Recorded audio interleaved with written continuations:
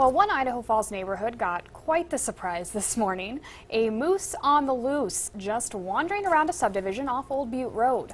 Local News 8's Luke Jones is live in the newsroom. Luke, did you see the moose? Well, I didn't see the moose, Tyler, but several neighbors who did tell me it sure took its time moving from house to house before finally moving on, and it was all caught on camera.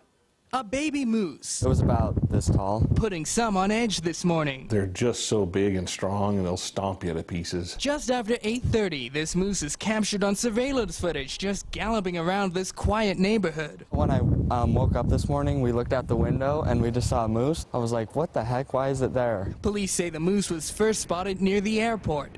It then began walking along Old Butte Road, eventually entering this neighborhood, where it seems to have made quite the impression. We were watching it, and people were kind of freaking out a little bit. But its journey didn't end there. Moving down Simon Street, our moose even stops for a quick nosh on a neighbor's tree. It was just, And we're told it may not have been acting alone. We called the police, and they said, yeah, apparently there's a mama and a baby moose, but we never saw the mama around. After roaming the neighborhood, the moose then makes a beeline for this park, where hundreds of kids were playing soccer.